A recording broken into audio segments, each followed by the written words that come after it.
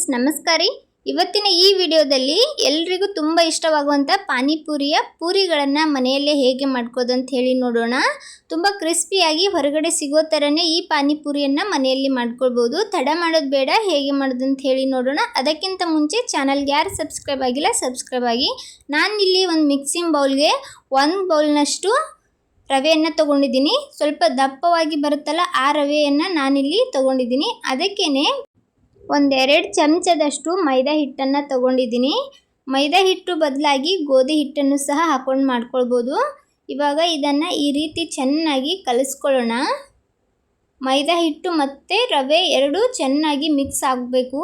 ಮೈದಾ ಹಿಟ್ಟು ಹಾಕೋ ಕಾರಣ ಅಂದ್ರೆ ಹಿಟ್ಟು ಚೆನ್ನಾಗಿ ಬೈಂಡಿಂಗ್ ಆಗುತ್ತೆ. ಅದಕ್ಕೋಸ್ಕರ 1-2 ಚಮಚದಷ್ಟು ಮೈದಾ ಹಿಟ್ಟನ್ನು ಸೇರಿಸ್ಕೊಂಡಿದ್ದೀನಿ. ಇವಾಗ ಇದು ಚೆನ್ನಾಗಿ ಡ್ರೈ ಮಿಕ್ಸ್ ಮಾಡಿಕೊಂಡು ಚೆನ್ನಾಗಿ ಮಿಕ್ಸ್ ಆದ ನಂತರ ಇದಕ್ಕೇ ಬಿಸಿ ನೀರನ್ನು ಹಾಕ್ತಾ ಇದ್ದೀನಿ. ಸ್ವಲ್ಪ ಬಿಸಿ ನೀರನ್ನು ಹಾಕ್ಕೊಂಡು ನಾದ್ಕೊಳ್ಳಿ. ನಾನಿಲ್ಲಿ 1 ಕಪ್ ರವೆಗೆ ಒಂದು ಅರ್ಧ ಕಪ್ನಷ್ಟು ಬಿಸಿ ನೀರನ್ನು ಬಳಸ್ತಾ ಇದ್ದೀನಿ.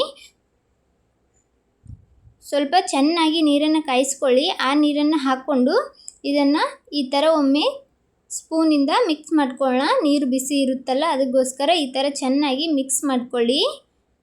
ಮಿಕ್ಸ್ ಮಾಡ್ಕೊಂಡ ನಂತರ ಒಂದು ಸ್ವಲ್ಪ ಆರಿದೆ ಅನಿಸಿದಾಗ ಅದನ್ನು ಮತ್ತೆ ಕೈಯಿಂದ ಕಲಿಸ್ಕೊಳ್ಳಿ.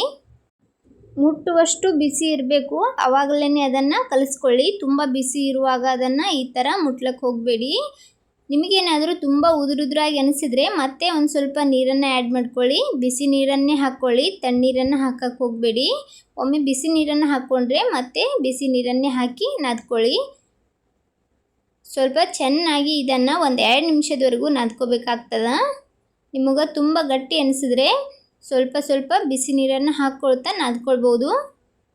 ಈ ಹಿಟ್ಟು ತುಂಬ ಗಟ್ಟಿಯಾಗಿಯೂ ಇರಬಾರ್ದು, ಹಾಗೆ ತುಂಬ ತೆಳುವಾಗಿಯೂ ಇದನ್ನು ಮಾಡ್ಕೊಳಕ್ಕೆ ಹೋಗಬಾರ್ದು. ಈ ಥರ ನಾದ್ಕೊಂಡ್ಬಿಟ್ಟು ಇದನ್ನು ನಾನಿಲ್ಲಿ ಒಂದು ಕವರಲ್ಲಿ ಹಾಕಿಡ್ತಾ ಇದ್ದೀನಿ. ಇಲ್ಲಾಂದರೆ ಇದನ್ನು ಮುಚ್ಚಿಬಿಟ್ಟು ಹಾಗೇನೂ ಸಹ ಇಟ್ಕೊಳ್ಬೋದು. ಇದನ್ನು ಒಟ್ಟಾರೆ ಒಂದು 10 ನಿಮಿಷ ರೆಸ್ಟಿಗೆ ಇಟ್ಕೋಬೇಕಾಗ್ತದೆ. 10 ನಿಮಿಷದ ನಂತರ ನೋಡ್ಬೋದು, ಹಿಟ್ಟು ಒಂದು ಸ್ವಲ್ಪ ಸಾಫ್ಟ್ ಥರ ಆಗಿರುತ್ತೆ. ಇದನ್ನು ಒಂದು ಸ್ವಲ್ಪ ಮಿದ್ಕೊಳ್ಳೋಣ. ಜಾಸ್ತಿ ಏನು ಮಿದ್ಲಕ್ಕೆ ಹೋಗಬೇಡಿ. ಮೊದಲೇ ಚೆನ್ನಾಗಿ ನಾದ್ಕೊಂಡಿರ್ತೀವಿ, ಆಮೇಲೆ ಒಂದು ಸ್ವಲ್ಪ ಮಿದ್ಕೊಂಡ್ಬಿಟ್ಟು ಇದನ್ನು ಈ ಥರ ಉಳ್ಳೆಗಳಾಗಿ ಮಾಡ್ಕೊಳ್ಳೋಣ. ಎಲ್ಲ ಹಿಟ್ಟನ್ನು ಇದೇ ಥರ ಚಿಕ್ಕ ಉಳ್ಳೆಗಳಾಗಿ ಮಾಡ್ಕೊಳ್ಳೋಣ. ಒಂದೇ ಸೈಜಲ್ಲಿ ಎಲ್ಲನೂ ಈ ಥರ ಕಡ್ದಿಟ್ಕೊಳ್ಳಿ. ನಂತರ ಇದನ್ನು ಈ ಥರ ಉಳ್ಳೆಗಳಾಗಿ ಮಾಡಿಟ್ಕೋಬೇಕಾಗ್ತದೆ. ಎಲ್ಲನೂ ಒಮ್ಮೆಲೆ ಮಾಡಿಟ್ಕೊಳ್ಳಿ. ಒಂದು ಸ್ವಲ್ಪ ಆಯಿಲನ್ನು ಒರೆಸಿ ಎಲ್ಲನೂ ಒಂದೇ ಬೌಲಲ್ಲಿ ಇಟ್ಕೊಳ್ಬೋದು.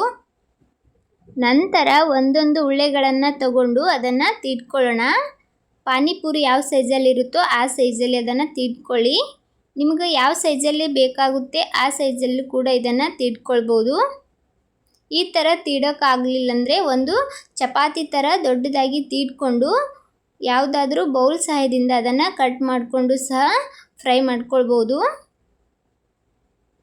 ನಾನಿಲ್ಲಿ ಒಂದು ಕಾಯಿನ್ ತೊಗೊಂಡು ತೋರಿಸ್ತಾ ಇದ್ದೀನಿ. 1 ರೂಪಾಯಿದು 2 ರೂಪಾಯಿದು ಕಾಯಿನ್ ತೊಗೊಂಡ್ಬಿಟ್ಟು ಅದರ ಸೈಜಲ್ಲಿ ಇದೆ ಇಲ್ಲ ಅಂತ ಹೇಳಿ ನೋಡಿಕೊಂಡು ತೀಡ್ಕೊಳ್ಬೋದು. ಆ ಸೈಜಲ್ಲಿ ಇದನ್ನು ತೀಡ್ಕೊಳ್ಳಿ. ತುಂಬ ದಪ್ಪನೂ ತೀಡ್ಕೊಳಕ್ಕೆ ಹೋಗಬೇಡಿ, ಹಾಗೆ ತುಂಬ ತೆಳುವಾಗಿಯೂ ತೀಡಕ್ಕೆ ಹೋಗಬಾರ್ದು. ಒಂದು ಉಳ್ಳೆಯನ್ನು ತೊಗೊಂಡು ಒಂದು ಸ್ವಲ್ಪ ಪ್ರೆಸ್ ಮಾಡಿಬಿಟ್ಟು ನಂತರ ಅದನ್ನು ಪೂರಿ ಸೈಜಲ್ಲಿ ತೀಡ್ಕೊಳ್ಳೋದು. ಎಲ್ಲ ಪೂರಿಯನ್ನು ಇದೇ ಥರ ತೀಡ್ಕೊಳ್ಳಿ. ತುಂಬ ದಪ್ಪನೂ ತೀಡ್ಲಕ್ಕೆ ಹೋಗಬಾರ್ದು, ಹಾಗೆ ತುಂಬ ತೆಳುವಾಗಿಯೂ ತೀಡಕ್ಕೆ ಹೋಗಬಾರ್ದು. ಎಲ್ಲ ಪೂರಿಗಳನ್ನು ತೀಡ್ಕೊಂಡು ನಾನಿಲ್ಲಿ ಒಂದು ಕವರ್ ಮೇಲ್ಗಡೆ ಹಾಕ್ಕೊಂಡಿದ್ದೀನಿ. ಎಲ್ಲ ಪೂರಿ ತೀಡಿದ ನಂತರ ಇದನ್ನು ಒಂದು 15 ನಿಮಿಷ ರೆಸ್ಟಿಗೆ ಬಿಡಬೇಕಾಗ್ತದೆ. ಸಡನ್ನಾಗಿ ಕರ್ಕೊಳಕ್ಕೆ ಹೋಗಬೇಡಿ. ಒಂದು 15 ನಿಮಿಷ ಆದ ನಂತರ ಈ ಕಡೆ ಎಣ್ಣೆಯನ್ನು ಕಾಯ್ಲಿಕ್ಕೆ ಇಟ್ಕೊಂಡಿದ್ದೆ. ಎಣ್ಣೆ ತುಂಬ ಚೆನ್ನಾಗಿ ಕಾಯಿಸ್ಕೋಬೇಕಾಗ್ತದೆ.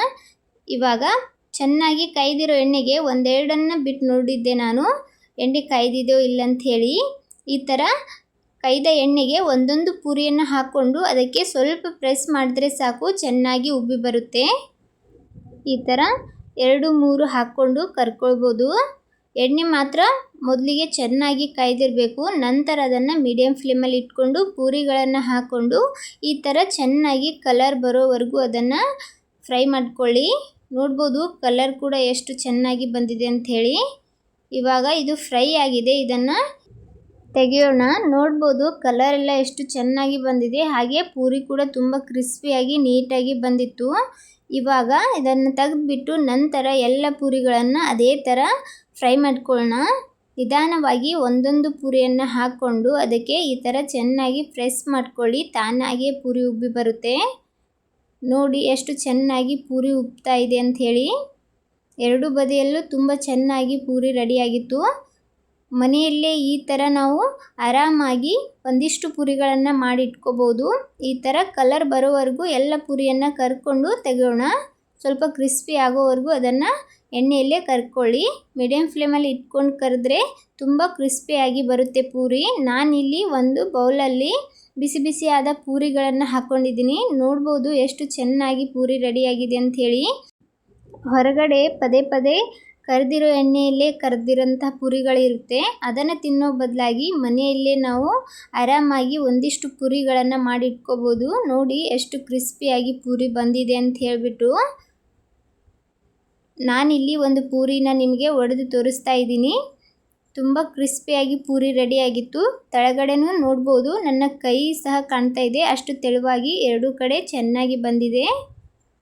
ನೀವೇನಾದರೂ ಮನೆಯಲ್ಲೇ ಪೂರಿಗಳನ್ನು ಮಾಡಬೇಕಂದ್ಕೊಂಡ್ರೆ ಈ ಥರ ಟ್ರೈ ಮಾಡಿ, 100% ಬರುತ್ತೆ. ಈ ರೆಸಿಪಿ ನಿಮ್ಗೆ ಇಷ್ಟ ಆಗ್ಯದ ಅಂದ್ಕೊಂಡಿದ್ದೀನಿ. ಇಷ್ಟ ಆದರೆ ಲೈಕ್ ಮಾಡಿ. ಇದೇ ಥರದ ಇನ್ನಷ್ಟು ರೆಸಿಪಿಗೋಸ್ಕರ ರಮ್ಯಾ ಮನೆ ಅಡುಗೆ ಚಾನಲನ್ನು ಸಬ್ಸ್ಕ್ರೈಬ್ ಮಾಡ್ಕೊಳ್ಳಿ. ನನ್ನ ವಿಡಿಯೋನ ಯಾರೆಲ್ಲ ನೋಡ್ತಾ ಇದ್ದೀರಾ ಎಲ್ಲರಿಗೂ ಧನ್ಯವಾದಗಳು.